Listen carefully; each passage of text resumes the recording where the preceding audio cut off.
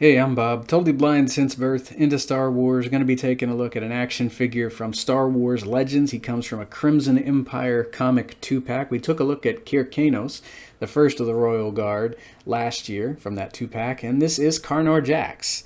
So I have him in his cloak and with his helmet on, but you can remove both.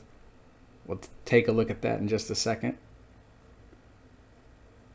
I have him wielding his battle staff, or perhaps this is a double vibro blade. Not sure what the weapon is. I can't seem to find out what the weapon is called.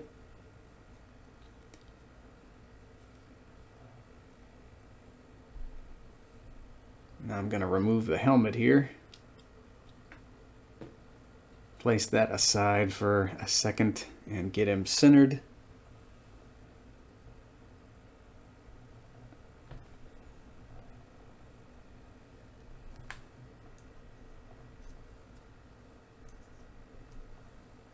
Okay.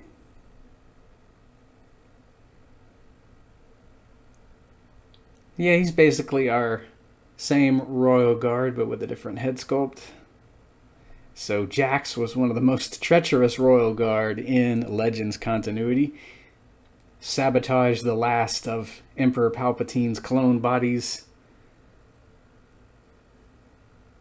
Bribed Palpatine's personal physician to sabotage the last of his clones during the Dark Empire story arc. And that's partially why Palpy's no longer with the Empire in Legends. Crafty Carnor Jax.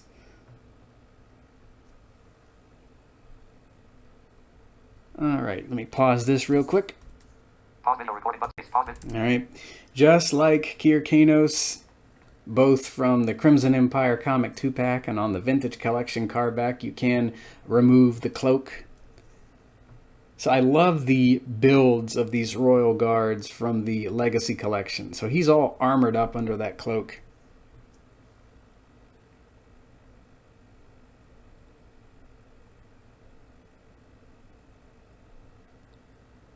I have him wielding his little holdout blaster in his right hand. He comes with that.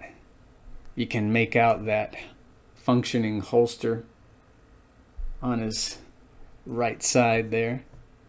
Got his helmet back on.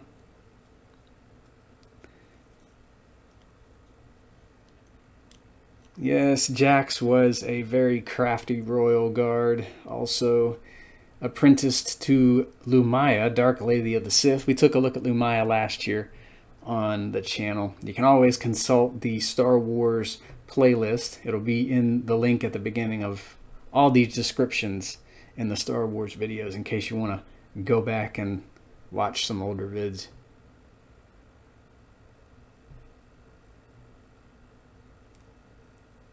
I do like the Carnor figure we got in the Vintage Collection. I mean, he's labeled Carnor Jax, but everybody knows it's Carnor because he's got the scar on his face. But yeah, the builds of the guards in the Legacy Collection, I like all the body armor they're wearing.